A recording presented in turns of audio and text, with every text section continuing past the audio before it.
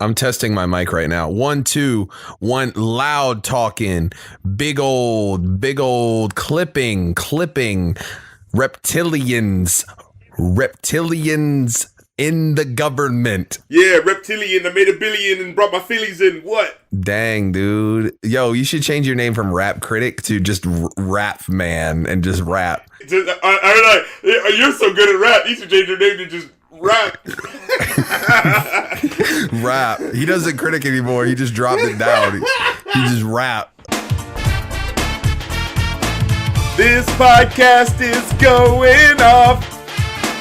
Not too hard, not too soft. This is Going Off Podcast with the Rap Critic and Views. Yo, and we got a couple of superstars in the building with us today. You know them, you love them. It's John Boy and Billy in the morning. It's Rev and Kill Bill. I tell you what, brother. It's an honor to be here. Changed my name from the Young Jeezy. I'm back, and I'm here to kill. Don't call it a comeback. I've been here for a couple minutes. Wait, Rav, do you just make that noise now? Is that... Are you the mascot who just makes that noise? That's how he starts every show we do. The crowd goes crazy, dog. Now that you fucking mention it, not only have you guys put out a joint project that is blowing up the fucking Bandcamp charts. Are there charts? I don't know. You've also had the We Don't Suck podcast. We got them hot on the premiere of the show. Oh yeah, I think it's still premiering. The brand new episode. Yeah, it's still going. We left the chat. Press F in the chat to pay respects. We're basically on the red carpet with your boys right now. Before they have to go to the after party orgy, you know. They were gracious enough to give us a moment of their time before Kesha walks up, asks for a picture or a hug. I would give Kesha a hug. I would give her a hug. She's a good lady. Jerry Seinfeld is a weird mixed bag, right? Indeed. Like, hug Kesha on a red carpet? No. But I'll gladly call out Chris Rock for allowing Louis C.K. to say the N-word. Like, do you remember that episode of Rocko's Modern Life where Mr. Bighead got a job, like, at the head of the company, and he had a magic 8-ball that he would shake to answer questions? Oh, yeah. Like, in his head, he just has a weird algorithm of, like, do, don't do. Isn't that, like, incredibly on brand for Seinfeld to refuse a hug from Kesha? Because, like, he's so, like, weird and neurotic. He'd, like, have, like, some kind of reason why. Did you say erotic? That's his fetish. His fetish is specifically avoiding hugs with people. Yeah. It's a power move. Dude, actually, what if he has, like, an Instagram and there's, like, actually a whole bunch of these fucking photos that we just haven't noticed? And you know how, like Bizzie Bone, like, we found out he has just, like, this whole adventure that he's been going on, and we're just getting, like, a small piece of it? Like, what if that, like, if you pay attention to enough celebrities, like, they have little weird eccentricities that are just like, oh, yeah, that's a thing that makes them a person? Wait, I have to ask, what are you guys talking about with Bizzie Bone? Because I'm not hip to this. You haven't heard the news. Man, are we gonna do 3 weeks on Bizzie Bone? We can't. Please do. Yo, if anyone deserves 3 weeks, it's Bizzie Bone, okay? I love Bizzie Bone. Can you guys make it more interesting and summarize it for us in exactly 4 words? Migos diss Bizzie gun. You've piqued my interest, my friend. Wait, if I can add 2 more words, 21 Savage. Migos said they were the biggest rap group ever, and Bizzie Bone and Lazy Bone were like, no the fuck you ain't, and they recorded a diss track, and 21 Savage was like, man, leave him alone. And they were like, oh, you want this too? And the fucking Bizzie Bone went on Instagram brandishing a big-ass fucking gun. Like an Elmer Fudd type of, like, weapon. Like, it was... That's huge. Fire, dude. Yo, I'm gonna come through next time someone disses us, which I don't even know if anyone does in recent history, but next time I'm gonna come through with an elephant gun and just post up with an elephant gun with the big snozzle on the end. You feel me? Like it looks like a dude funnel. From Jumanji, like. Yeah, exactly. I'm gonna come through full safari gear, like y'all want this, y'all want war. And yo, just pull up and like make a video, just roll up on like a go-kart or something like that with a huge ass thing on your back into the frame, like y'all don't want it with Hollywood Cole. This is listen. You're gonna see me and Rav in the front seat. In the back seat is just a bunch of bloods that we hired. Do you ever really think about these like videos, like when people record videos threatening people? Like you're looking, like, every time, like, back to 2008, remember, and it was like, oh, Soulja Boy, you know, we got your chain, da-da-da. It's like, this guy's looking at a phone. Like, you know, like, they're just looking at a phone. Like, it seems, like, really big because the theatrics of someone looking at you, but at the end of the day, it's like, if you zoom out the camera, just like, you know what I mean? Like, just one frame, it's just a dude getting angry at a camera. Like, I saw this one video of, like, two dudes shouting at each other, like, on Instagram Live or whatever. It was like, whatever that thing is. It was Soulja Boy and someone else, I forget who, but yeah. Was it Famous Dex? Yeah, it was Famous Dex and Soulja. I saw it. Yeah, imagine walking in on, like, you have a friend who's, like, really big on Instagram and stuff, and you just walk in, he's, like, your roommate, and you walk in, and then he's just sitting there, like, you want this bitch? Just, like, right, and you just yelling at a phone. He's got a gun pointed at the phone, dog. He's got a gun pointed at the phone! My whole favorite part of that video was that he had Soulja, like, actually removed his coat. And at one point was like pulling up on her shirt, like showing his like body. Like, what was Famous Dex supposed to go like, oh shit, he naked. He naked underneath. Fuck, I didn't expect that shit. Dude, he for has real, a for real. six-pack. I better leave him alone.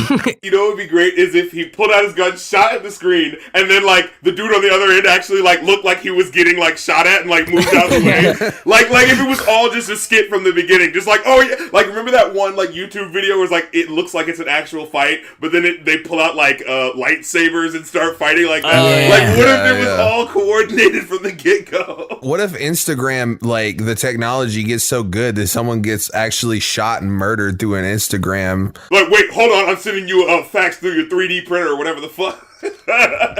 And a bullet just flies out of it. Bill, by the time we're at that point, though, we probably have some sort of like Snapchat filter that could heal you back. We live in a like constant like MMORPG, just where people are getting killed and healed. Welcome to the future! Man, machine, the future! That's fire, dog. I've never even heard of that. I need that in my life. You know what? I think all games need a soundtrack like that. Like, every time I fire up Minesweeper, I want to hear some shit like that. Y'all, you just gave me a crazy idea. Okay. Well, first of all, you have to, this isn't part of the idea, but in my idea, you have to like, you know how you do with like a chainsaw, you have to like fire it up, like do that with your computer for one, but you know, okay, so that's going on, but it's like high stakes Minesweeper, and if you hit a mine, your computer actually explodes and you die. Like, can we make this happen? You die you gotta run away real fast. You just got me fucking thinking of the person who said that in the case of like an apocalypse, they're gonna make hand cranks for your iPhones so it can be like a flashlight in case of an emergency. I'm okay with this. I mean, I just want a crank on my iPhone anyway. And it would probably be something created by the innovative genius at will.i.am Incorporated. But I mean, they already exist, like those batteries that you can get for your phone, and then you can get the cranks for them. So technically, you could get the new Soulja phone, and then the crank, and you could crank that Soulja phone. Or that was good. That was good. I was gonna bring up. No! I was gonna bring up Wyclef's phone. Oh, have we still not seen that shit? It was supposed to come out fall of last year. I don't think we ever addressed that Rav actually, you predicted the future in an old episode of the podcast. Did we ever talk about this? Was it the Uber ambulance? You were talking about the Uber ambulance, and that's a fucking thing now. Yeah, told y'all it was gonna happen. Ravstradamus, y'all. Rav went to Yale and Harvard, dog. He's smart. He knows everything. I'm with this shit, At the y'all. same time, though. At the same damn time. Went to Yale, went to Harvard at the same damn time. Rav is the big brain meme. He's the enlightened meme, and he's just like Uber ambulances, just like all the time. I'm gonna give y'all one more prediction this time around, and I'm gonna stick with Uber. 10 years from now, there's gonna be no more people at Uber. It's just gonna be self-driving cars, and that's what Uber is moving towards. Like in that fucking Arnold Schwarzenegger movie. But I'm low key. I think it's gonna be in a couple years. I'm just going with 10 years to be safe, but it's gonna be. He's a talking couple about years. daddy daycare. Yeah, that one. Wait, wasn't there He's talking about Haunted Mansion. A self-driving car, and like the guy in the car was like played by like Tom, Hanks. Phil. It's like played by a comedian or something like that. Y'all know what I'm talking Phil about. Lamar? No. Who's the guy who's like Tom Brady. I get these Phil two dudes Cosby? confused. Who was the dude who did Lionel Hutz on The Simpsons? Oh. Peter Gabriel. Yes, Peter Phil Gabriel Hartman. and Yeah, fucking Michael yeah. Bolton. That's exactly the 90s person I was thinking of. I just imagine you get into the car and you're just like, oh, it's from that one Arnold Schwarzenegger movie. And so you go in, get in the car, and then instead of it asking where you want to go, it's just like, who is your daddy and what does he do? What? It's an Arnold soundboard. Yeah, we used to call people that all the time. I was like 15. I would always call people. Oh and be my like, god, yeah. There's one where it was like we call them like they would call and they would just be like, yes, this is me, Arnold Schwarzenegger. That's right, this is Arnold Schwarzenegger. How are you, right? And then like the lady would be we have it recorded. I don't know if it's there anymore, but like this lady was just like, why are you calling me? She's like, why not? I remember that. Those soundboards. I forgot about that whole stupid world of wasting people's time by just calling them and playing sound bites. Like, we were talking about this the other day though. Like there was like a whole time on the radio when everyone used like prank calls like that, and they also had like bad parodies of songs that were like available on LimeWire. Watch my booty shake, cranking up white snake. I love junk for Van Damme and my Trans Am. This got brought up in our Discord the other day. Like it was like old parody songs, like those, like they were like Weird Al songs, but just not as good. But they weren't him at all, and because you could tell because either like they would curse or there would be like a topic that like Weird Al would not talk about. Like my personal favorite though was like, I remember when I was a kid, like back when like LimeWire was still super popping, and like there was Because I Got High by Afro Man, right? Okay, so you have Because I Got High by Afro Man, right? And I remember like I found that and I downloaded it, and it was actually a parody of that song, and it was right after 9/11, and it was called Osama Must Die. Built the great twin towers into the sky, but Osama brought them down and made us cry. If he thinks he can't live now, he must be high. Yeah, Osama must die. Osama must die.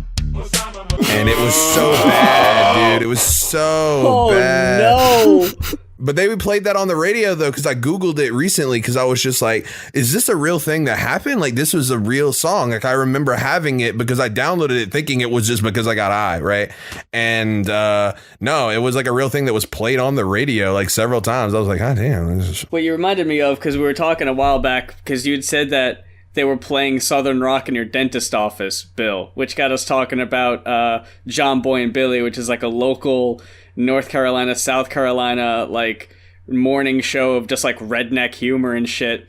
There was another station that played what they were selling as a legit thing that happened on an episode of Monday Night Raw.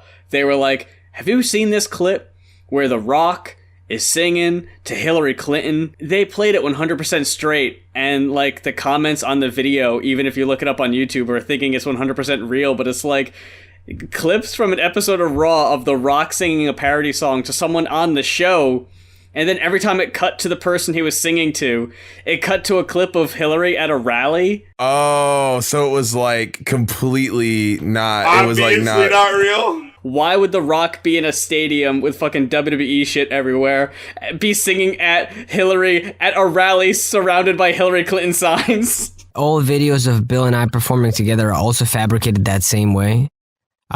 We've never actually met in person, yeah. Do the Humpty, the Yo MTV Raps Humpty Dance setup. Y'all remember that? There was an episode of Yo MTV Raps where it was like, hey, we're on the lookout, we're trying to find Humpty Hump. And like Shakti's like, yeah, man, I seen him around here, you know what I mean? Like, I'm just one of the side dudes in the group, but we're trying to look for him. And then at the end of the episode, they had like, Humpty Hump in the full get up on the left side and Shakti on the right side, and they're like dancing like, oh, look, it's definitely two different people in this room, guys. Like, and I love little things like that of like just like strangely like putting forth the mythos of like, that's like hip hop sort of Santa Claus at the time. Like, oh, he is real, you know? Exactly. But it's funny though, because like all the times that I've performed and said I was with Rav, I was actually with Hillary Clinton. And we just superimposed him over and it. I was with The Rock, yeah. Right, yeah. It's a different time, but you know, we got to do what we got to do in this world. You know, at the end of the day, you know what I'm saying? You reminded me, this happened like 20 minutes ago, but you got me laughing at the way you said Jumanji. Like, it's Jumanji, right? Wait. Jumanji sounds funnier. So you should say that. Munji. That boy, a grungy Jumanji. That's what. That's why I'm gonna start calling people. Grungy Jumanji.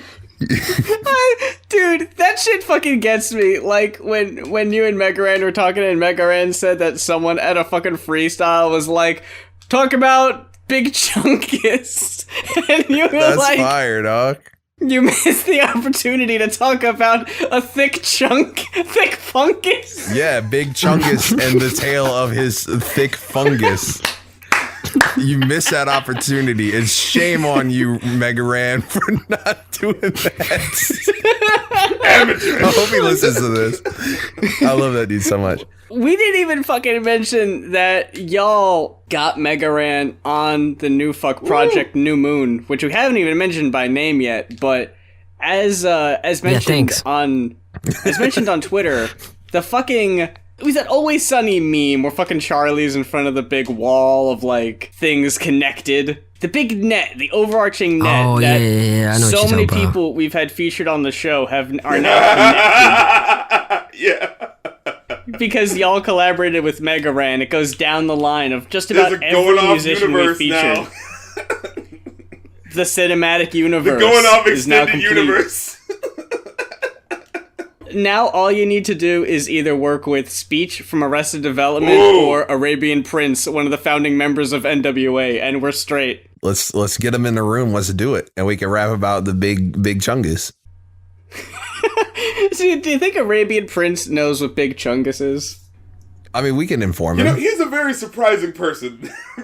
Like, I mean, we found out he was partially involved with the digital animation for the Independence Day movie. That's like a true like Renaissance man. Like if you've done those are like so wildly different yet pretty much equally impressive things to me. I don't even know what to ask about the new album. It's so fucking good, man. Like I had to buy that shit as soon as it went live because like I need that shit. Thank you. Part of it. We actually sold out in 2 days. We sold out. I saw that. 500 Damn. CDs. Yeah. Yeah. Y'all are like 9 spaces ahead of the fucking album we're reviewing this week. Oh the my fucking God. Malibu Ken. Which is, by the way, an incredible record. It is I love that record, dude. I love it so much. But I love Tobacco. I love Aesop. I hold both Tobacco and Aesop in the same like sphere of like high regard. Whenever we have y'all on, people in the comment section are like, you know, you gotta have them on more often, and we fucking know that. No offense to the off-goers, but we fucking know this. You don't need to tell us that we need Rav and Kill Bill on more often. And the main reason, I'm gonna go ahead and say this, the main reason we haven't been able to is because of We Don't Suck, which kind of created your own thing going on, but also we were like, well, y'all got a fucking schedule now that like, I feel like lucky that we were able to get y'all on at the same time like this, because in my mind, y'all are just so fucking busy, rightfully so. Y'all got like a lot going on, and like I'm super fucking elated for the both of you because y'all deserve it and so much more because y'all are fucking so talented, and I admire you guys and the fucking work you do and the art you produce. Hey, thank you so much. Thank you guys so much. You guys have been hella supportive like for years now, and it's just a pleasure that you guys keep having us back on. Thank you so much. But I gotta ask y'all about the podcast because, correct me if I'm wrong, that like it seemed like it started around the time that y'all went out there to visit The Grumps office? Yeah, was it? Yeah, it was. right Yeah, after. we just came back from LA. We did a show and we visited the Grumps office. Came back and we did the podcast. So was like the Super Mega Cast or everything like that, like was that just like a big inspiration, or was We Don't Suck something you had in mind before that? Well, it's something we definitely did before. That whole intro is actually cut from something Bill and I recorded years ago. We wanted to do a podcast for like the longest time, but we didn't have like a solid idea in terms of structure and what we wanted to do to set us like apart from other podcasts and just kind of make ourselves, like just make us interesting, right? And then visiting the Grumps office and living with Matt for a few days, I got to sort of see the work ethic that went behind the whole Grumps machine and the way that they operated, and it was incredibly motivating. Yeah, and that's the exact word I could use to describe that entire experience was motivating. Yeah, those guys work hard, and it's incredibly inspiring. And as soon as we came back, I told Bill that like, hey, there's this, we just did the show. We just got a bunch of shout outs from like really cool people. We need to take this opportunity by the horns and just kind of like do something that's more regular, because when you're a rapper, you're not going to be producing a new song every week consistently, right? And in this day and age, it's kind of difficult to maintain, let alone curate an audience. So we thought having a podcast made sense. It sort of allows us to stay in touch with our fan base on a regular basis, whilst also kind of giving us an outlet, an additional creative outlet, quite different to, us just rapping all the time. Because Bill and I are pretty goofy people, and so we talk all the time. So now it makes sense that we just record ourselves while we do it. You mentioned putting out music every week. They Might Be Giants try that, and it shows because it's not very good. I mean, there are definitely people in like different genres that can kind of pull that off. Like I've seen a lot of like SoundCloud rappers do that, but when they make music like that, I think that it's less about like how well thought out it is, and it's more of a gut feeling, and like they go on a roll. But it's also like I've seen so many people oversaturate themselves. They try to go the Lil Wayne route. But the difference is like when Lil Wayne was doing that, like no one was doing that, and now there's like a whole bunch of people doing that. And like for Wayne, I feel like that paid off, but in the end, it probably wore down on him a lot, and it's really hard for people to do that. And I mean, shout out to people who can do that, but I don't know, like I'd rather put time and effort into something and really like try to make sure that it sounds good to me, because at the end of the day, we're really doing this for ourselves, because like making music is like therapy. On one level, people kind of like do like the idea of just the pop of, oh snap, this punchline and that punchline. Like people like the freestyle sort of deal, but then you sort of think of like, if that's all you are, like there were freestyle rappers that were big like a decade ago, but like if you don't build off of that, like, you know what I mean? Like, exactly. And I feel like there's that sense of like, you got to have songs that people can go back to, because everyone will go for that first, song with millions of views that's just like, oh, the pop that this guy can do this act, but it's just like, okay, but are people invested in you as an artist? You know what I mean? Yeah. Plus, I also know that if I were to do that, it would suck. Like, I feel like I'm not like that good to where I could just keep doing punchline, and people would care after the first. You know what I mean? I'm the type of person I like when I, as the artist that I am in whatever capacity I can, like I love the idea of like building up ammo over a long period of time, and then like crafting it and then unleashing it in a big mode like that. You know what I mean? Like, I don't like the idea of like, as soon as I come up with something, throw it out. It's like, no. I like the idea of like, this is going to be the thing that represents me as an artist for a while. Let me make sure that this is dope, Also, just like the feeling of like, when we did New Moon, when we dropped that, like I hadn't dropped a full project in 2 years. It was like 2 years almost to the day. We had dropped some singles and stuff like that, but it was, it's more fun, I think, because we didn't tell nobody. Like we did it as a complete surprise. We got a whole bunch of people rounded up, and we just dropped it on them. We were like, oh, we have an announcement, and then we just dropped the tape on them. And I think that's so much more fun to give someone a giant body of work that you've actually, or not giant, but a body of work that you've invested a lot of time. It becomes more like an event. Yeah. And then so like, okay, a perfect example would be like with the Malibu Ken record. When I heard that was coming out, I became so excited. And it was because both of those artists do that. They take their time and they put out something that they think is solid. And I think that it pays off for them. And that feeling is important. It's not just the art. It's also the feeling you give people. You know, that's a really good point because, you know, there's a lot of artists that are popping right now where you kind of, a new song comes out and before you listen to it, you already kind of think, did they try on this one or is this kind of like, they just did some bullshit ass freestyle verse on it or whatever. Mm-hmm. You never think that about Aesop Rock. You never go into an Aesop Rock song going like, oh man, I hope he didn't just do a bullshit ass verse, because that's not what he about. And it's great that he was able to build that legacy, you know, and it's something to aspire to, I think. I remember, I'm sorry, I just want to bring this up real quick. And I just want to say this, like, there's nothing wrong with people, like, freestyling and stuff. Like, I don't want to diss that, like, at the end of the day. Sure. I was just saying, like, for me personally, I think, like, as an artist, it's cooler for me to build up that arsenal. Like, I didn't want it to come off like I was dissing people who do that. Yeah, no, me neither. Yeah. I'm just saying, like, in terms of consistency of quality, right? And Aesop Rock has always been consistent with his quality, and I feel like a lot of artists are very good at freestyle, perhaps, right?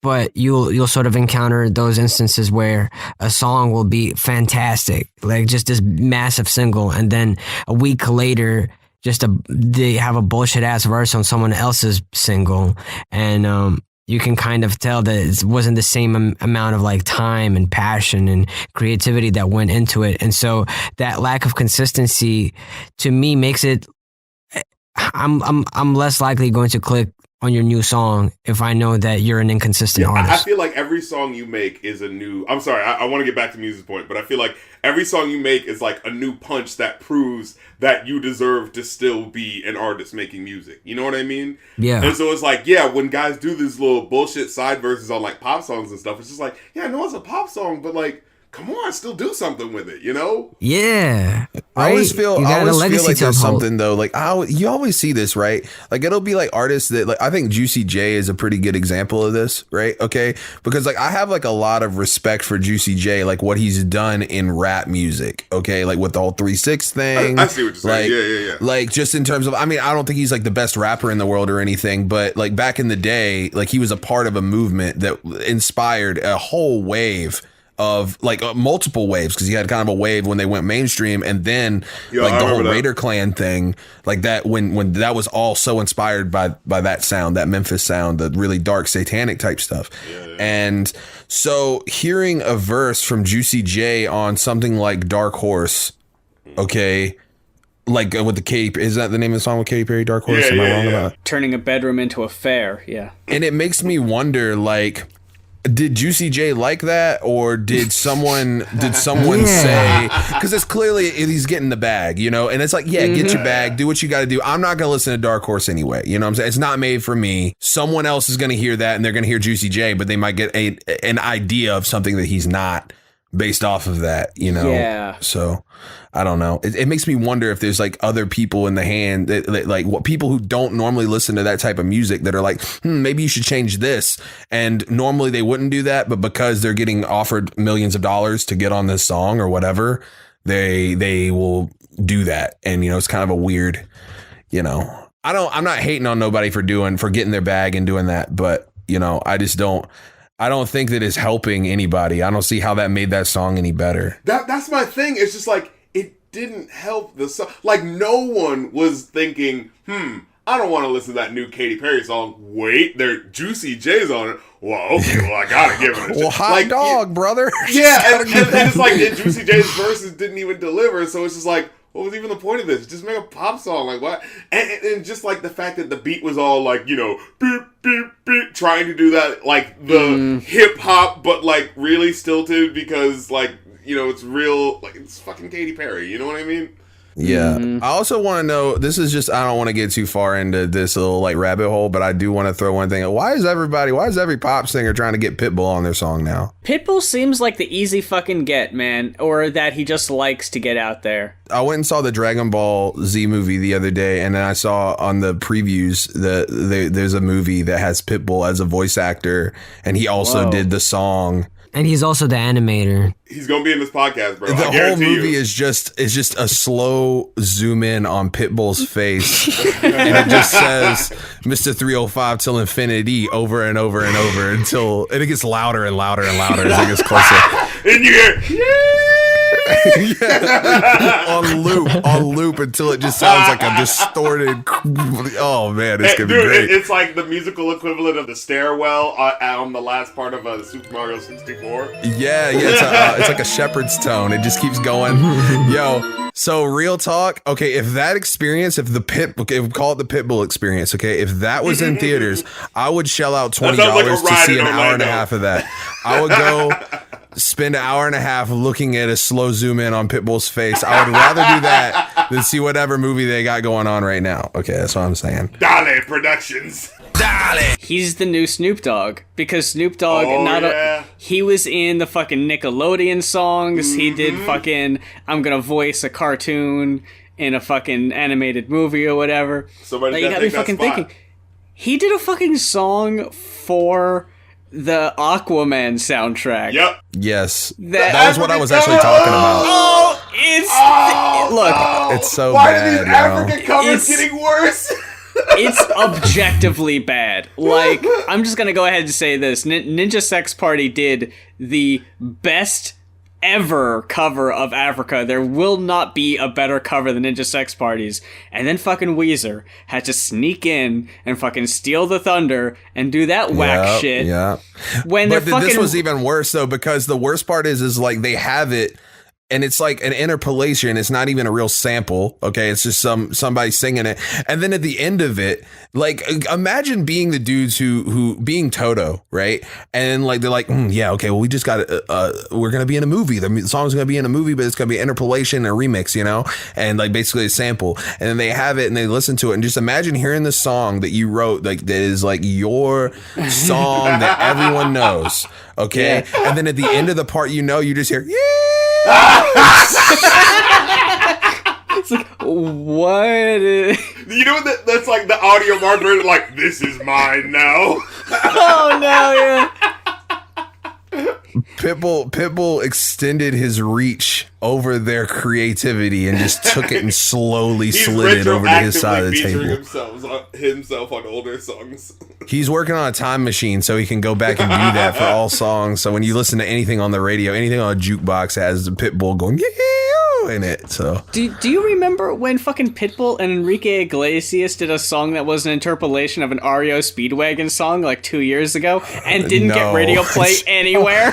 I'm really glad I missed that one. They did another song together? What was that? You know the one that, baby, I like it, the way you move on the floor. Oh, yeah, of course. That one is, I do actually kind of like that one. I like it. No, we're talking about the song that fucking samples the, heard it from a friend who... Oh, my God! Heard it from another, you've been messing around.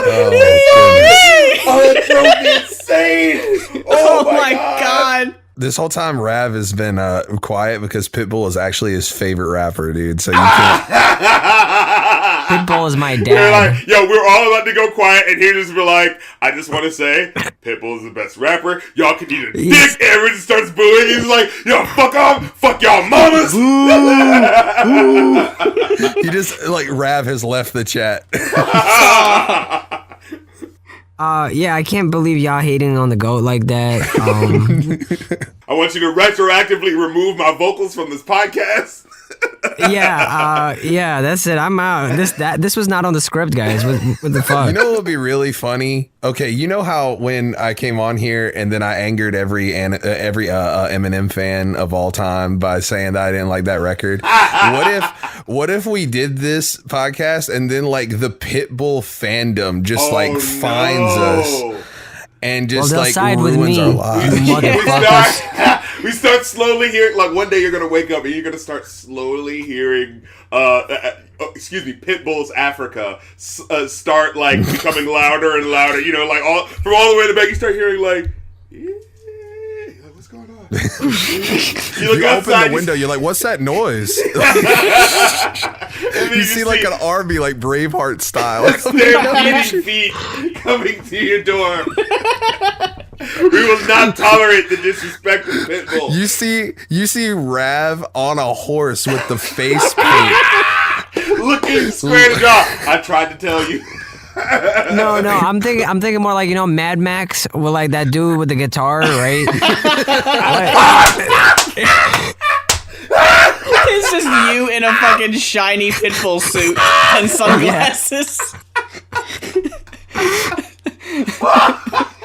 Y'all will remember the day you hated on the god. You will rue the day. You're gonna have to relinquish your channel. It'll be the Rav critic because Pitbull's gonna take it away from you. I feel like he wouldn't get mad. Like if he heard this, he would just be like, "Yeah, he seems like a nice guy." Dude, He's got his fucking money. No, you know what he seems like the guy who really did hustle. Like he is the success story. He really did hustle like from the bottom, and he's just like, "Oh snap, I actually made it." Well, you know what?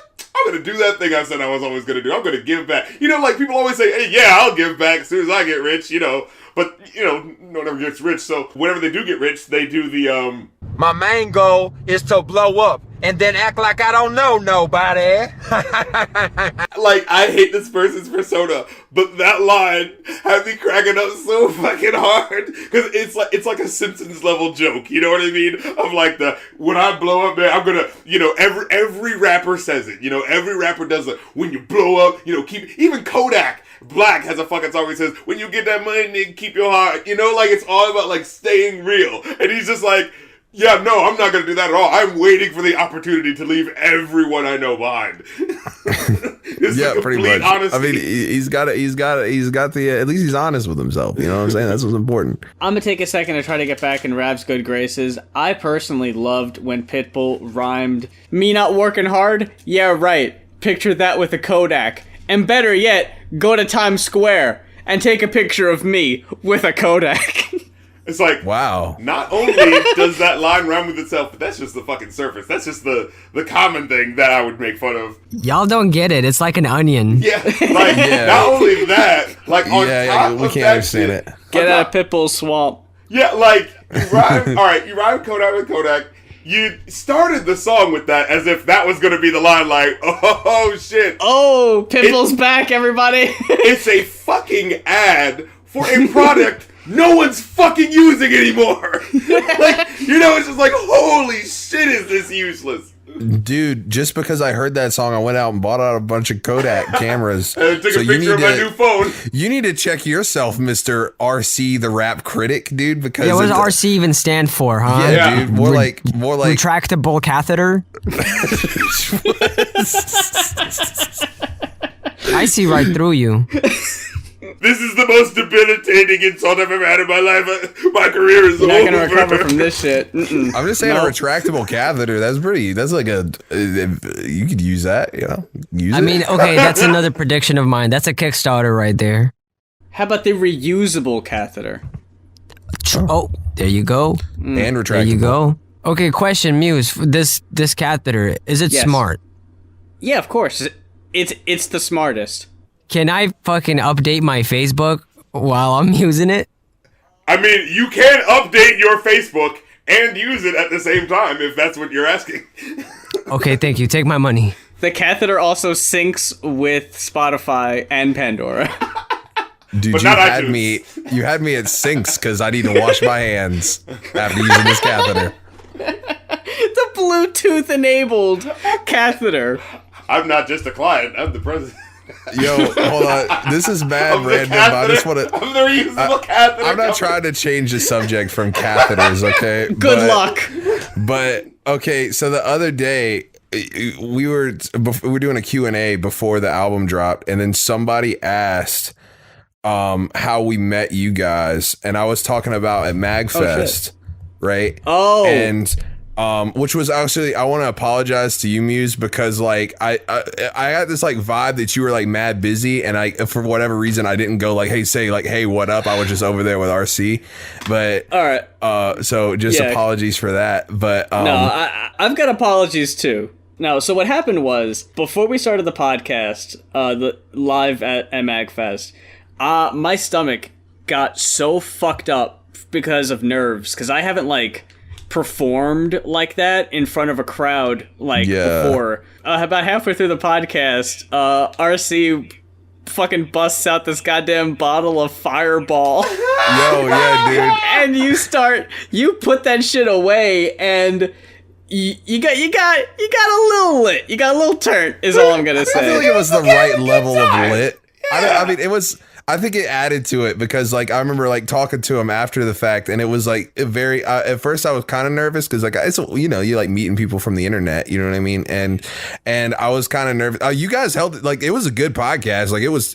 I think everybody had a good time. The whole Macho Man thing was great. Like, it was a great premise and everything, but like, afterwards it was like very easy to like go approach him because I was like, okay, I know he's been drinking that Fireball, I know that feeling, time to go. He's gonna be chatty Cathy over here, I'm about to go talk to him, you know. So again, going in earlier in the day, we tried to rehearse the whole thing, and we had like taken all these like notes beat for beat about what we were gonna do, and about halfway through, and I don't even know if you can tell on the video, I might have been able to hide it, but when we were running out of time.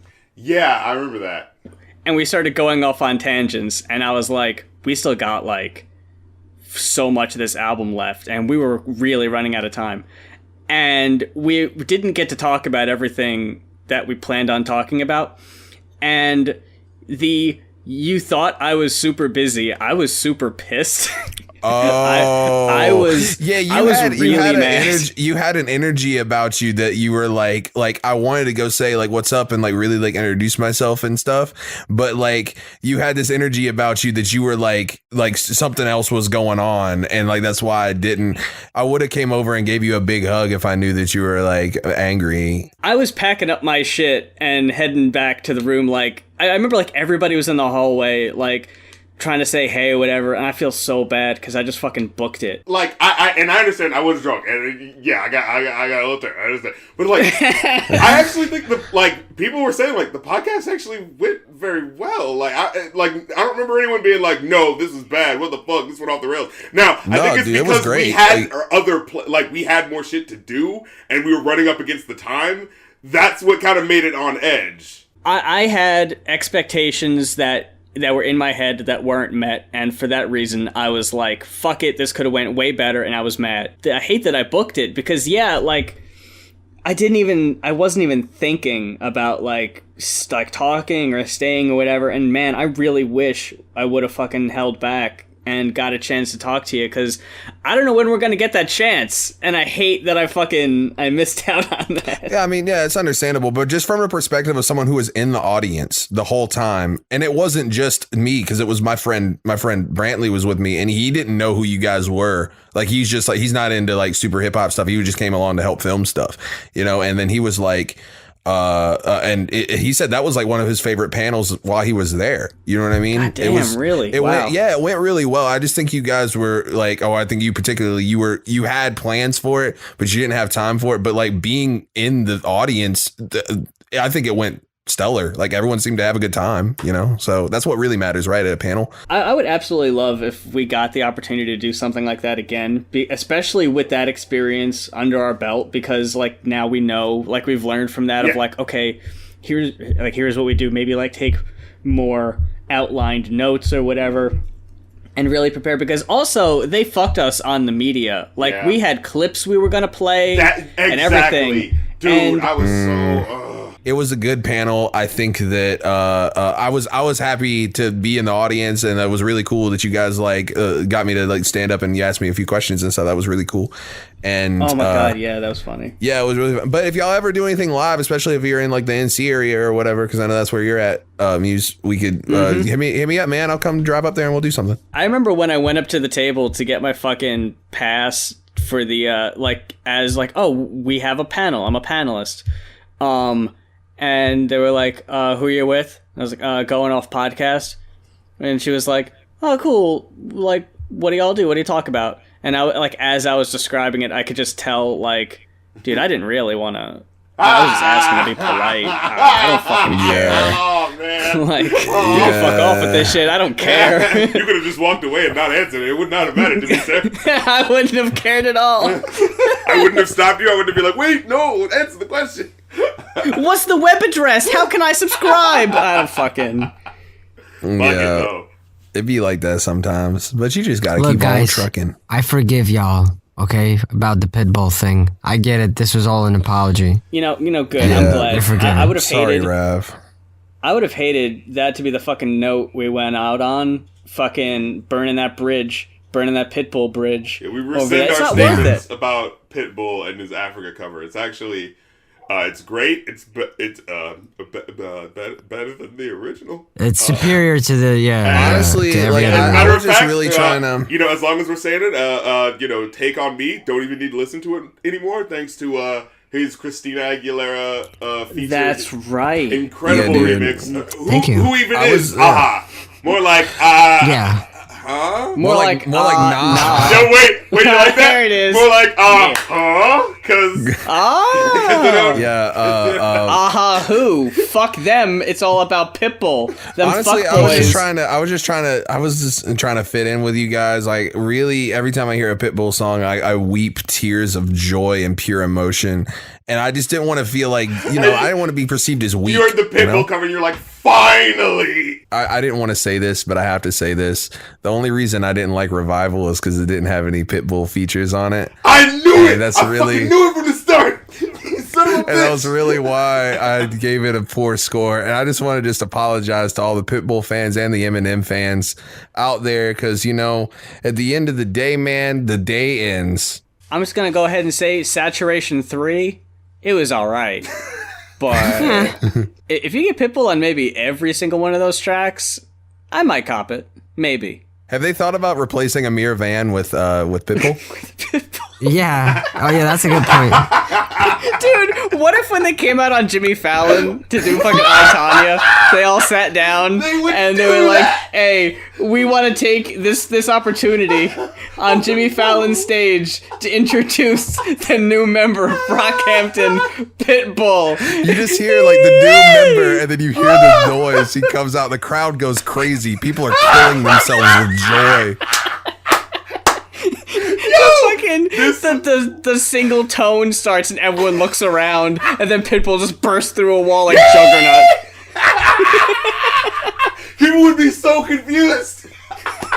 You know, like how they do some of their shows, like sitting down on the floor all together, right? And like their clothing and everything matches. I like to imagine Pitbull still has got his sunglasses and suit sitting along with him. If they put Pitbull over Boogie, it would actually that's his tempo Holy range shit, and everything. Actually, yeah. Did you fucking see? I don't know. I'm gonna have to send it to you. But our friend Left of London again did a fucking mashup of Boogie and a Shawn Mendes song that was actually pretty tight. Beautiful. It fits the lore.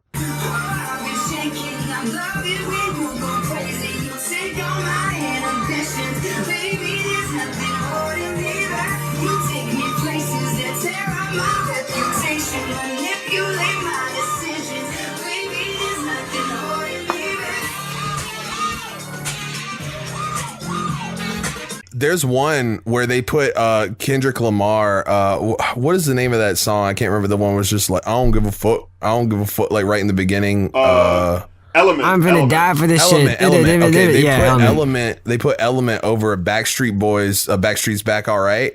And Oh my it God. sounds I gotta hear this. so I gotta hear dope. this. It's really dope, dude. Like I was like, pop what? music and rap music, it's just not being put together the right way. Like somebody needs, like, oh my God, I'm gonna say this right now, and I know you guys are gonna like, just hear me out. So Iggy Azalea. I'm ready to cancel your ass over this one. He's got his hand on the cancel button. the fancy song. You know how the original fancy beat sounds like way too sparse? Well, somebody put like a One Direction song under it, like a song that had like just a little bit of rock guitar to it, and I was just like, holy shit, I can see that. Kind of works.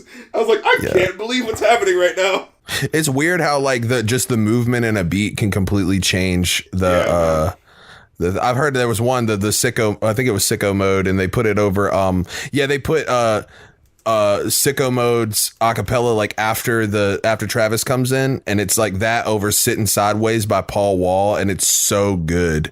I was like, yo, I like that song a lot, but the original, the Sitting Sideways, so it was it's a cool little something, you know? Yeah, all because of the internet, you know? Y'all so fickle. I just watched y'all, you know, do a whole 180 on Pitbull, and I'm gonna just say, I got the notes, I got the receipts. At the end of the day, I go to sleep because it's the end of the day, and I'm exhausted from the day. And in order to prepare myself sufficiently for the following day, I sleep. I wake up at the start of the next day. And then at the end of that day, I go to sleep again. It's cool, Keith, writing your lyrics, bro. I'll fucking kill you. I know where you live. I will duct tape your family. I won't even do anything after that. I'm just gonna duct tape him. Just gonna leave him there. It's gonna be a really awkward situation to get out of. I'm just imagining Eminem lyric. I duct taped your whole family and didn't do nothing. Just leave them there until you show up, and it'll be really fucking awkward. There you go. In a floorboard with a floorboard. Floorboards. Floorboard. I'm world torn. Of course I'm torn. Whirlpool and a whore four. Of course I'm world torn. Strap her with the With flex the tape. floorboards. What? We should probably get to those album reviews. Yeah, I was just gonna say we might have to, but I will not allow myself to let it be another full fuck year before we have y'all on again. That was 1 decade later. disrespectful. Absolutely unforgivable. Yeah. To quote that Definitely. fucking viral video from what, 2007? Some waffle fries. Unforgivable. Some waffle fries for free. Took it a silver ball.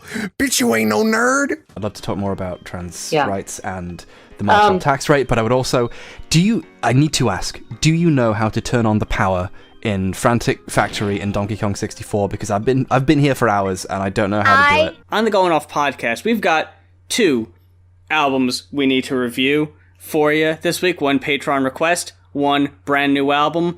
But before we get right into that, I feel like I would be remiss to not, at least briefly, give a massive shout out to HBomberGuy, who just this past weekend did a stream for the Mermaids charity to benefit transgender children, and just brought in some of the fucking big guns. Friend of the show, Left at London, appeared, brought in fucking Chelsea Manning, Alexandria Ocasio-Cortez fucking showed up, helped raise money.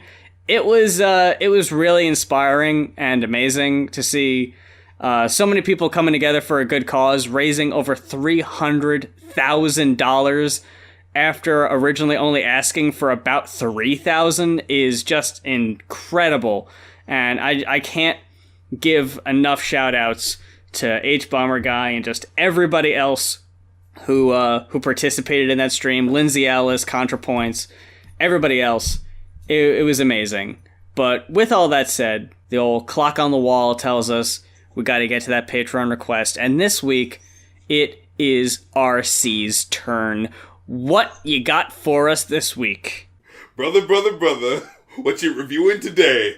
Oh my goodness. So, we've got I think, because I had to look this up. This is another one where it's just like, you start listening to the album and you're like, wait, what is this? I listened to the first song, and I was like, okay, I don't really know how I feel about these lyrics, though. Who exactly is this? And I was looking at it, and I was like, okay, best of Crush 40 Supersonic songs, okay. Who's Crush 40? And then it fucking dawns on me, oh yeah, they do the fucking songs for Sonic games. And this is a compilation of songs from Sonic games. You know, maybe for future references, we shouldn't do compilation albums. You know, we've got a couple coming down the pike that I think aren't so bad. And you know what, my friend? I think this one wasn't awful. So, Ryan Holter, this is a Patreon request. Shout out to Ryan Holter who requested this album. Supersonic Songs, the best of Crush 40. Now that's debatable. I'm just gonna go ahead and say that. The best of. What we got here? What we have here is a failure to... Actually, you don't need to go much further past that actual word. From watching Game Grumps and them playing some Sonic games, I was already familiar with the type of music that Crush 40 puts out. I've even heard a couple of these songs before. Yeah, see, that's the thing. Yeah, I've heard these songs because I remember playing one of the Sonic Adventure games, like one of the earlier levels, you know, when you give up, you know what I mean? Like yeah, I've heard this song in one of the first levels and not any of the others because I didn't play that long. I'm a huge old school Sonic fan. You know what I mean? Like, me and my sister used to play them all the time. And so when I first heard, like, it's a band that's affiliated with Sonic in some way. I'm like, oh, are they doing covers like, you know, the old school joints? Oh, I can't wait to hear it. And then I'm just like, oh, it's just the super over dramatic rock songs from the Sonic Adventure games. And it's just like, I'm not sure if a lot of these work outside the direct context of being the background music for a totally cool dude like Sonic the Hedgehog. And even then, it doesn't really work. You know what I mean? Like, some of these are just like, as you're listening to it, you're just like, alright, you're doing too much. You mentioned the old Sonic games and the old Sonic soundtracks. Like, they didn't need lyrics, is the thing. So when you come to these songs and they're full-fledged songs with verses and choruses and all of this, it's like, do you need to do all this though? Like, does it really call for this? Like, only some of the songs on this album I think really even fit in the context of like a Sonic game. Yeah, like straight up, I'm listening to this, I'm like, and looking up this, it's like, this has nothing to do with it. These are just like vague, over-the-top platitudes about, you know, being the best and... You gotta do your best and beat the rest and pass the test. It was Sonic Heroes! Yeah, the titular Sonic track. Heroes! Yo! So I'm listening to the verse, and this is the point where I wrote this down. I was like, what? And I want to ask you, because maybe there's something I'm just not seeing. What about the verses informs the hook? Oh, nothing at all. and I'm like, I'm hoping that question makes sense, because what I'm asking is like, you listen to the lyrics of the verse and they're like, you know, you got to be the best and all I'm leaving behind is a tornado and all this sort of like over the top stuff, and I'm just like, this could have been, like, if you could have had the exact same lyrics and then the hook be, you know, My Hero Academia, like, it would have been the exact same fucking song. Like, it's so the generic, like, you know, anime opening. Like, so many of these songs, it's just like, you could just, and this one's the one that's the most egregious, because this is the obvious, like, theme song that's supposed to be representing, you know, the whole soundtrack, but like I said, like, it sounds like they just had this whole soundtrack ready for whatever, like, video game character they were gonna put this in. You know, originally was gonna be like, you know, Bubsy Heroes, you know what I'm saying? Like, oh yeah.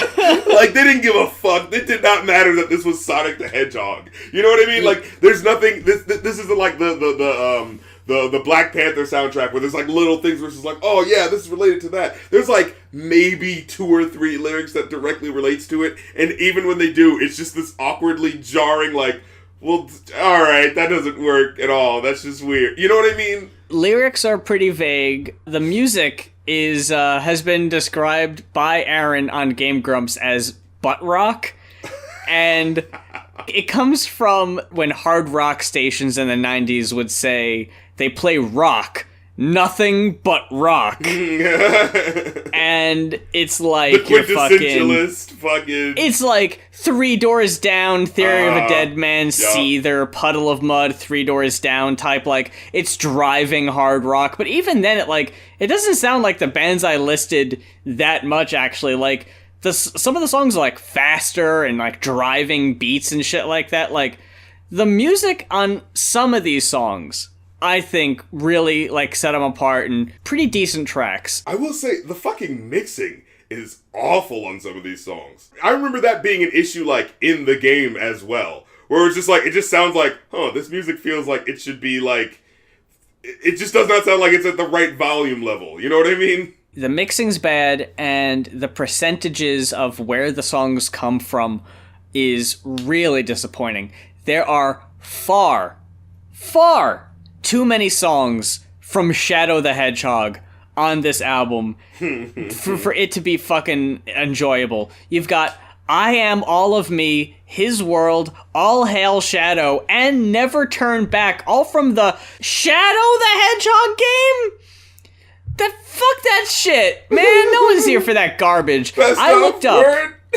Yeah, I fucking went online and I was like, alright, real talk. What do people consider the best soundtracks to the Sonic games, like the modern Sonic games? No one, none of the lists put Shadow anywhere near the top 10.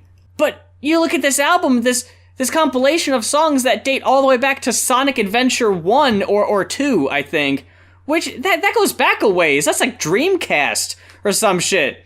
And it goes up to about like your mid 2000s, like almost late 2000s, almost before 2010. And it's like, what the fuck, dude? Why are there so many newer ones? Why do you have songs from Sonic and the Black Knight? And then you had the Never Turn Back was the first song that almost felt like it was going to do something else. Where it was just like, piano ballad. I almost thought I might have added another song onto the list. You know what I mean? Like, while I was listening to the What the fuck was the point of that? And then it was just like, no, we're just fucking with you. It's like the same shit. It's like, oh my god. It's like they just wanted to psych me out. Actually going into the specifics of the songs, breaking it down. I Am All of Me is kind of industrial. I thought it was the best song of the Shadow songs that kind of, it captures the attitude of like a dark, brooding character who is ambivalent towards good and evil. But the lyrics kind of sounded like a shitty WWE entrance theme. Like, I wrote down especially the part, go ahead, try to look through me, and like the vague walk into my mystery. Like, what are you talking about, man? And the awkward as fuck chorus, I'm all of me. I mean, yes, we're all of ourselves. Like, what? I'm 100% me. Thanks, Shadow. I'm glad we have this in common. Oh my god. But then His World, the ratings went exponentially down from I Am All of Me to His World to All Hail Shadow to Never Turn Back, which ended up being, in my opinion, the worst from the Shadow game. But here's a question, right? Okay. Ungratify, okay? Uh-huh. The third track is supposed to be from a snowboard racing game. Why is it so fucking boring? Dude, a lot of these songs are like, they are so like, it's like for the first 3 tracks, I literally didn't write any notes because it was just like, they're all 3 songs. It was like, this is perfectly functional, generic. If this is what you know what this is the song that you play when you're having a late night and you're just playing a whole bunch of fucking video games and going hard on the shit. You see that Futurama episode where he puts in the Rush mixtape. You know what I mean? Yeah. And I'm like, okay, that's where this music is supposed to go. You know what I mean? Yeah. It wasn't until All Hail Shadow when I heard just like the horrible mixing it like really laid bare that I started to go like, no, this is worse than that, though. This isn't just generic. This is, like, kind of bad. Like, it's starting to get, like, annoying to me. All Hail Shadow and Never Turn Back were just bad. Yeah. The 80s, like, dude, straight up and down, that sounded like 80s hair metal. Like, and not there's parts of this that do, like, late 80s, early 90s, like, rock and pop sounds, and it's just like, and it's not the good version of it. You know what I'm saying? The one song that reminded me of 80s that I actually didn't think was that bad was Is It You? The fucking, like, 80s hair ballad. I had no notes for that one. That was another one I was just like, revving up. That was one of those songs where it was like the edge of his range and you could hear it.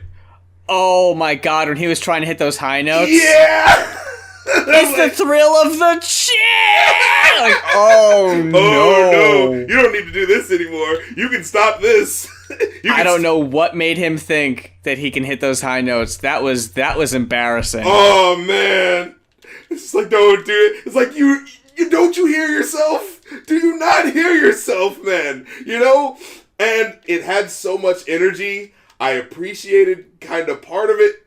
But it was still kind of like, once it would hit the chorus, his voice is like laid bare. You can like, you just hear that limited range. And it's just like, nah, I can't do it. I can't mess with it. You know? Like, I really am trying to find like songs that I want to hear more than once. And like, the flaws of these songs are just like, there's little parts that I like, and then I just keep going like, yeah, but it's not worth going through this to get to that part. Exactly. The songs on here have like pretty cool guitar solos. Yeah. But they make you wait like 3.5 minutes for it, and it's Some like, of these songs it ain't like worth it, dude. 6 minutes or so.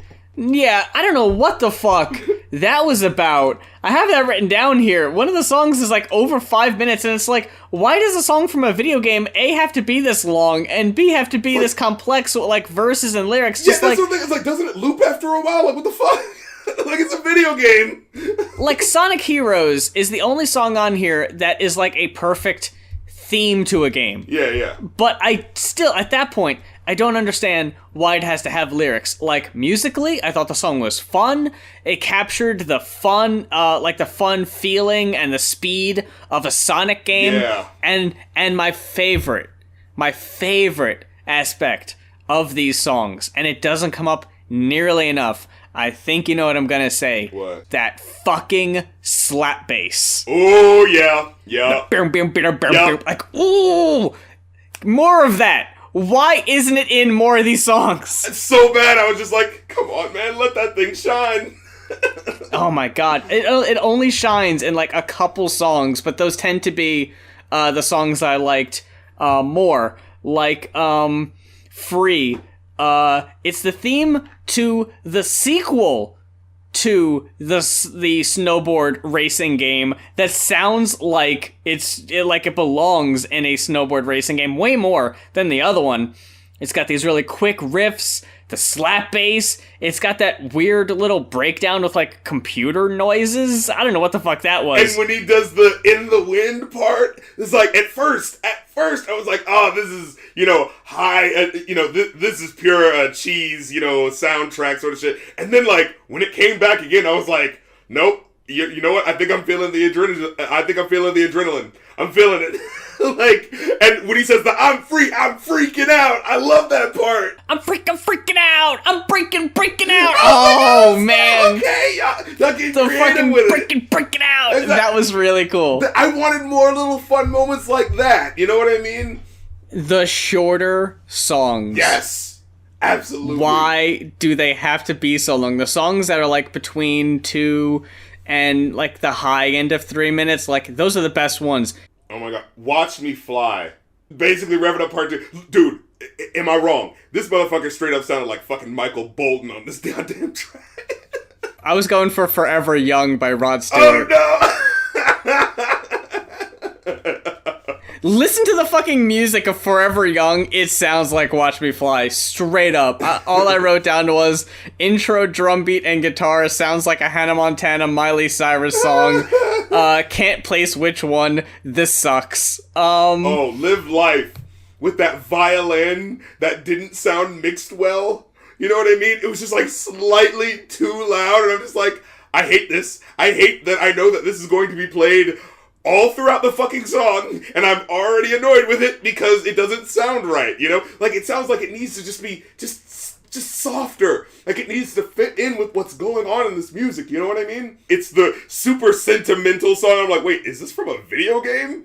And it's like, oh, this must be, like, at the end with that weird... What was that one Sonic game where, like, he kisses a human or something like that? Sonic 06. Yeah, this must be the song they played at the end or some shit. What I wrote down for his world, by the way, was that because it has, like, a mini string section in the back, it reminded me of the P. Diddy Godzilla song. I know exactly what you're saying. So, okay. The fucking Led Zeppelin sample. So here's what annoyed me, though. So right after Live Life, you have Knights of the Wind. And this is where the fact that it's a compilation album kind of got on my nerves. Because, like, they don't think about sequencing. No. So, like, immediately after the song where you've heard the dun dun dun dun dun dun dun dun dun dun, that really annoying, overly loud violin line, immediately afterwards, you get a faster version of that. And I'm like, okay, maybe on the soundtrack this sounded good because it was a couple of songs away from each other. But, like, immediately afterwards, I'm like, oh, I'm glad that song is over. And then, I'm like, God fucking These three songs I thought were the best ones overall. Sonic Heroes. Alright. Live and Learn. Yes! That's what I was just about to bring up. Live and Learn! Dude, that hook slaps so fucking hard. I was like, yeah! This is that Power Rangers shit. I'm trying to fucking... You know what I mean? It's the oldest song on the album, I think. And it's like, wow, where was the drop-off? Why don't they sound like this anymore? Like, that was... It's such a strong track in, like, every way possible. Yeah, that shit was powerful. Like, it's a legit, like, fuck playing this during playing a video game. Like, I would put this on a normal Spotify playlist like it's nothing, you know? I would listen to that shit. And their fucking Firewoman cover.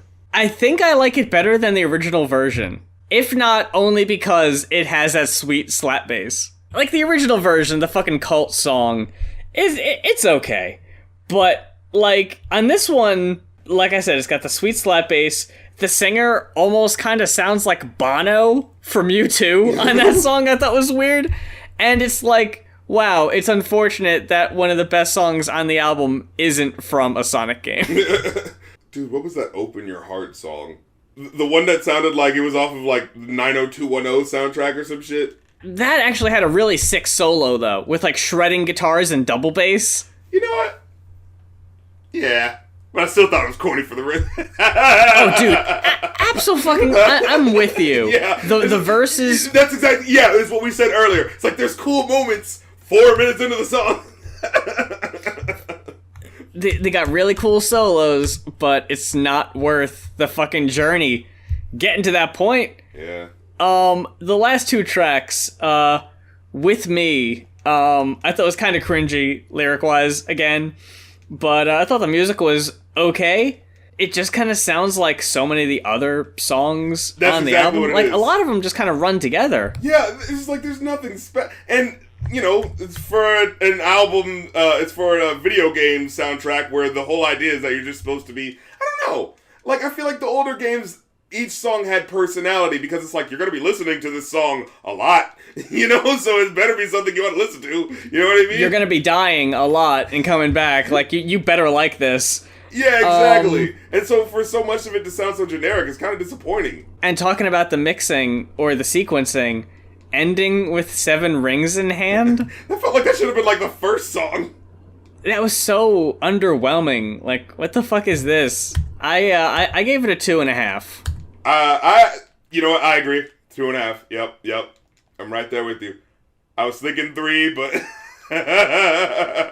But I didn't hate it as much as I thought I was going to, and it was honestly a kind of fun, novel experience, listening to something that different. It wasn't at all like anything we've listened to for the show before. Yeah. I don't know if that novelty needed to last an hour and a half, but, you know... Not an hour and a half, and I wouldn't want it to become the norm, but, you know, a little outlier there now and then isn't bad to mix things up. Heading on over to, though, Malibu Ken. Collaboration between rapper, you know him, you love him, Aesop Rock, and producer Tobacco to bring you this... sound like a snob. Like, oh, how can the people appreciate that? A couple years ago, the Impossible Kid was my favorite album of that year. I think it was 2016. I believe so, yeah. If I want to say. This might top it. Really? I really enjoyed this.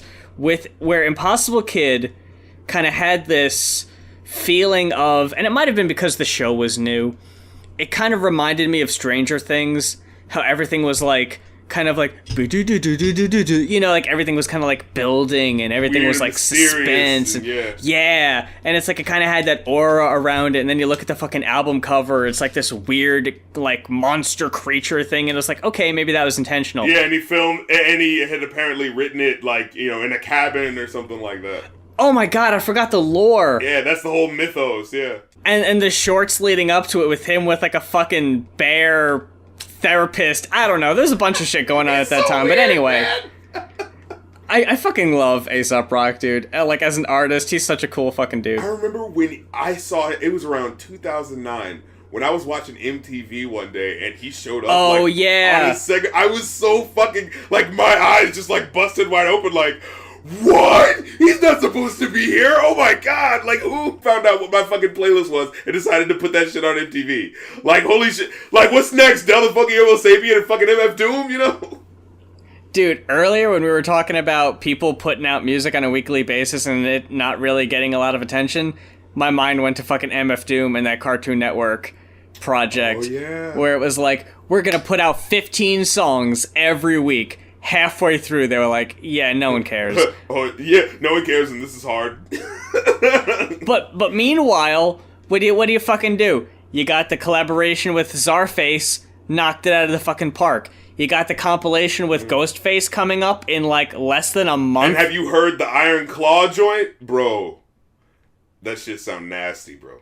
Going back to this album compared to Impossible Kid, I'm not familiar with Tobacco's production. I'm gonna go back and listen to some of his stuff after this, but I kind of got the feeling that a lot of these tracks were like a mix of Atari video game sounds, and if you listen to early Moog keyboard recordings from like the late 70s, early 80s, where they were really getting into like experimental synthesizers. Yeah, I kind of got that Kraftwerk sort of sound. So many of these choruses have this, like, yeah, there's a chorus that Aesop Rock is, like, rapping or whatever, but then in the background, there's, like, another voice saying something else. I noticed that. But you can't make it out ever? Okay. It's like, what the fuck's going on?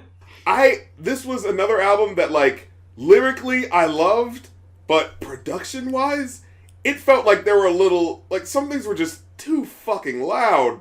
Like, and I hate to say that, and that's what I was gonna ask. Was like, were you also going through that too? Like the first song, Corn Maze, I was feeling it at first, but then there was like a little burp, and I was like, what the fuck? What the hell? And I was like, I'm trying to listen to Aesop Rock. Stop getting in the way, you know? And like there were some songs where it was like, you know, Aesop is fucking dense. You need to hear what the fuck he's saying. And I'm trying to listen, and it's just like, and it's just like, when it finally does cut out, he's like saying even more details, and I'm like, oh shit, I gotta catch up. I don't know what just happened. I gotta rewind. Yeah, exactly. Yeah. There's a reason this is going by a different name. Like, this isn't an Aesop Rock album. Okay. This is different. Almost like how when, again, going way back, taking a trip in the Wayback Machine, when we fucking reviewed Hail Mary Malin. Like, that's different than a regular Aesop Rock album, too. So it's kind of like a different experience. But I remember that production feeling solid. Like, you know what I mean? It felt like there was an idea already made and Aesop Rock was added to it. Production on Hail Mary Malin was similar to production here on an Aesop Rock album. The production on here is different, but I didn't mind it as much. I thought it was really cool. I was digging it for most of the time. There was definitely some cool points, like the twilighty sort of sounding synths at the near the end of Corn Maze, and like, because I felt like that worked with where his verse was going as I was listening to the song. I was like, oh shit, this is working, it's coming together. But there were a lot of times where it felt like he was just like, they had a song over here, and they had, you know, some raps over here, and they're like, hey, why don't we just put these together? Like, okay, the album cover is exactly what I was thinking of. It's like a picture of this guy, and it's a good picture, but it's just like slightly too detailed. You know what I mean? Did you fucking see the single album cover for Corn Maze where like his face is ripped off? Yeah, I know. Yeah, it's just like, and it's like, it's exactly how I felt about the production on the album. It's like, this is really well done, but it's kind of gross, and I don't know if I really want to look at it, you know? I mean, fucking skipping ahead to Tuesday. That's what Tuesday is. It's just Aesop Rock talking about a rundown of his gross habits and just being a gross person. His gross car, parts of his body he can't reach to wash. Like, it's so fucking gross, but, like, there's a lot of personality on this album that it differs from an Aesop Rock album in that way. Like, Corn Maze reminded me a lot of songs that were on Impossible Kid, especially with the repeating mantra of, I got some walls up. Like, that to me is like absolute pure Aesop Rock. Like, I'm isolated, I'm alone, and this is what I'm like. He has very emo shit that doesn't sound emo. That's 100% what Corn Maze is. It's a corn maze. He's put, I got some walls up. Like, I'm putting walls up to keep myself, like, alone and separate. But you listen to it and it's like, this doesn't sound like a bummer. But then you listen to the lyrics and it's like, oh, this is a bummer. Yeah. It's like, there was a couple songs on Impossible Kid that were like that too, where it's like, oh man, that fucking sucks, like blood dude. sandwiches. Yeah, but if you listen to it on the surface level, it's like, yeah, whatever, this is pretty cool.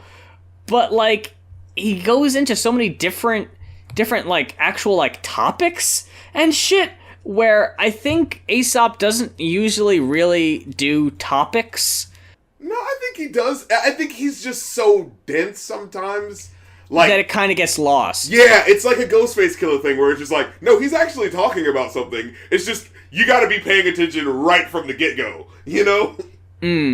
Like on here, you got Save Our Ship, which is like a rare commentary of current events that Aesop doesn't really do all that often, although it's kind of through a weird, like, typical, vague kind of lens. At first light might nurse an aversion to earth science, like, this game comes with the worst prizes. Like, I love that line. Just like, it almost reminded me of that line, who fucking said it? Father John Misty.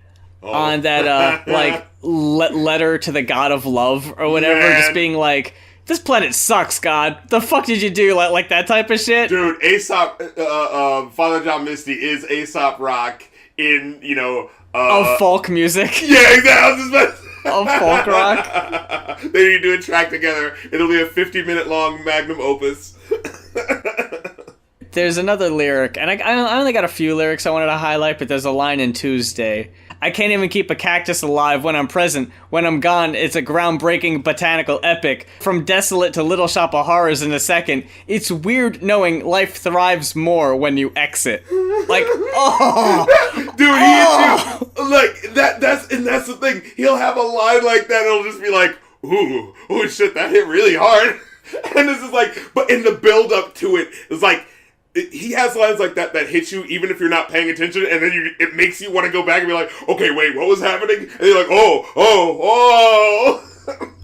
And again, it's like it works on a this sounds dope level, and then if you listen to it, it hits on a deeper level.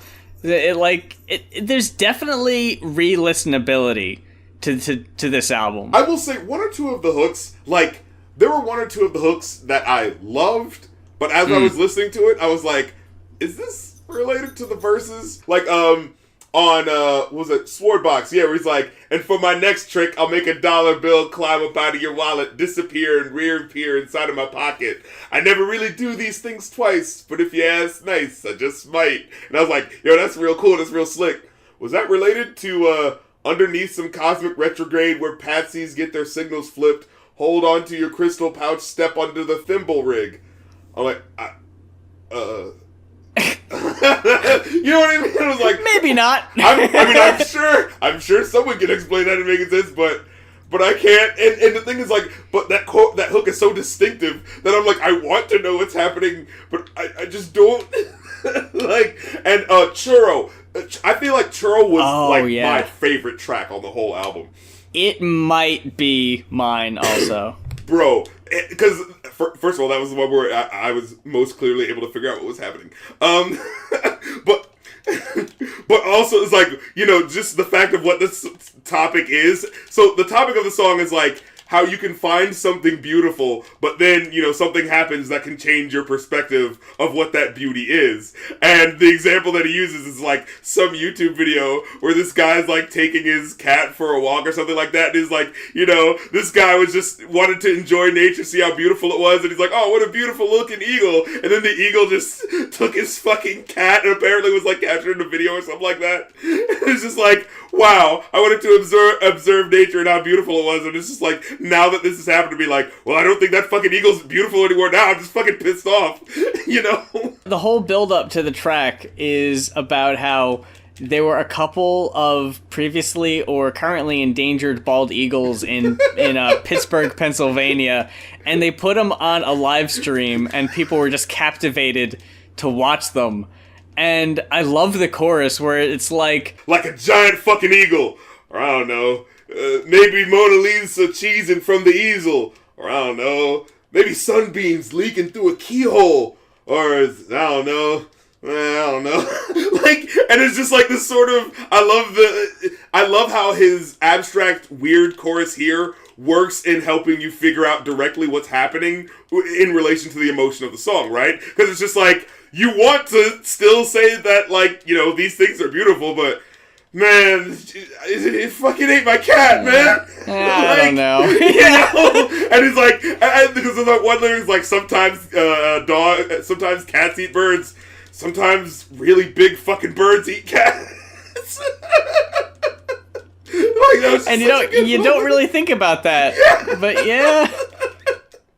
So it's like, there were moments where I was just like, the production kept getting on my nerves, but then there were moments where it was just like, you were hearing so much of Aesop's brilliance, and it's just like, I don't fucking know.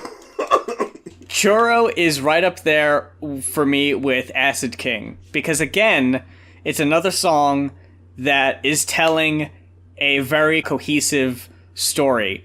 It's like Ruby 81 off Skeleton, where it's a song about a baby that escapes from a stroller and falls into a swimming pool, and the like elderly beagle like wakes up and saves the baby from drowning during like a 4th of July celebration, so all the parents aren't paying attention. And it's just a story of one thing. Acid King, which I have written down, the beat sounds like the background music to a villain's lair in an 80s Saturday morning cartoon. Exactly, and I was like, wait, is there something important about it being called Acid King? Like, is that something I don't know about? Like, it sounds like the background music of, like, Skeletor's lair in He-Man or some shit. And it ends up fitting the song pretty well, because what the song is about, these two kids in the 80s who, quote, did a lot of acid and listened to, quote, devil music. And one kid just randomly decides to lure the other one into the middle of the woods and murder him. And this is a real story of a real thing that happened that seems kind of obscure. Maybe locally it's more of a big thing, but I've never heard of it.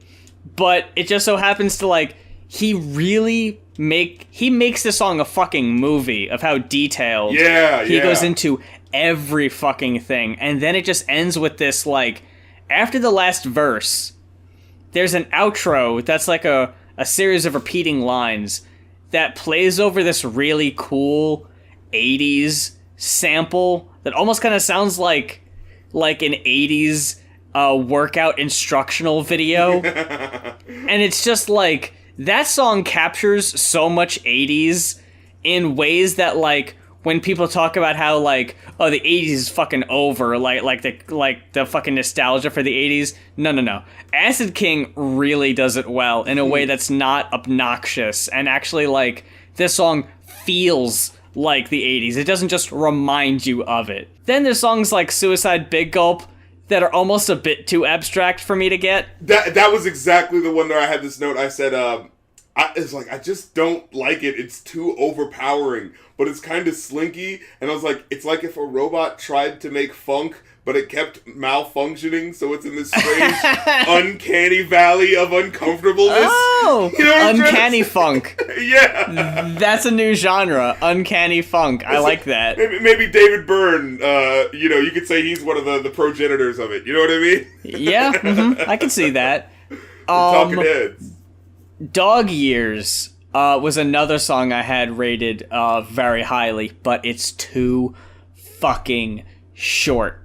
That I love his flow on that one. It's like faster and like more rapid fire, and the beat just keeps going and going, and it comes and goes in these weird like distorted waves. I don't know any other way to describe it. But then it also like carries over into the chorus where it kind of like comes and goes in waves of being able to hear what it says and not, but it's like not even 3 minutes. And I would have loved another verse on that song, but nope, that's all you get. What would you, if we're heading to it, what would you rate this overall? I overall gave it a 4. And that is because most of the songs averaged out of a rating between 4 and a 4.5, except for my least favorite song on the album, unfortunately, the last one, Purple Moss. The chorus awkwardly staggers, which may have to do with the song being about weed, but I'm not sure. It's just kind of weak and... Like, not last song material? No, it's really underwhelming, especially after Churro. Churro is a great fucking song. I was like... It should have ended on fucking Churro. And 1 + 1 = 13, a song about, like, bad luck, and that fucking song, I've written down here a line from that song I wanted to quote. I'm writing from the plight of the godless, where pagans swap piety for shinier objects, and pretend to be a perfect pile of science and logic, though it hasn't got us any less divided and conquered. When I heard this track, like, this is the one where I was like, does this not sound like something on, like, the Rick and Morty movie soundtrack or some shit? Oh, shit. With that synth line during the chorus, like... Yes. Dude, I can fucking imagine it. I'm just saying. Dan Harmon, get on that shit. Have him be the next round. Yo, that would be so tight if season 4 had fucking Aesop Rock on the fucking... Let's make it happen. Doing the fucking voiceover on his Pitbull shit. Oh yeah, Aesop Rock, of course, right after he does his song with Pitbull, because everyone has to, you know. Yes. What would you give Malibu, Ken? I hate I'm saying this, but like 3.5. Okay. And it's just like, just because the production, it's just like, because like I can definitely see this being kind of niche for people. Yeah, it's like I keep thinking like I want to recommend this, but I could totally see someone like just getting like to the 30-second mark and hearing the harsh, synths and being like, all right. So it's like it's definitely an acquired taste, but like if you're into Aesop and you just want to hear some more, like Aesop's still as good as ever is basically what I'm saying. It's just the production. Yeah, if you don't really mind what else is going on in the background, you're probably not going to really mind. Yeah, if you're into Vaporwave and you just also happen to be into Aesop Rock, you'll dig this too. How about that?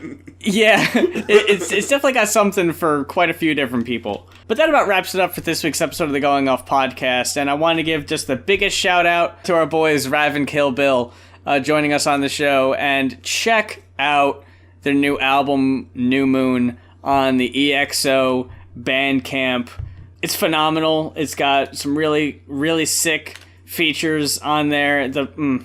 It's so good. It might be, I'm just going to go ahead and say it's the best I've ever heard from the both of them. I think it's fantastic. Best album of 2019 already. I mean, it already is a pretty strong contender. It and Malibu can, in my opinion, that they're right about there. And if this is your first time listening to us on the show, maybe if you're from the We Don't Suck audience. Welcome. Welcome. Check out all of our old episodes. They're all on YouTube, SoundCloud, and iTunes. You can follow us on Twitter, YouTube. Check us out on Patreon. Like we said earlier, we did a Patreon requested album review. If there's an album that you would like for us to review, head on over to either one of our Patreons. It's patreon.com/rapcritic or patreon.com/muse for details to figure out how you can request an album to be reviewed on the show.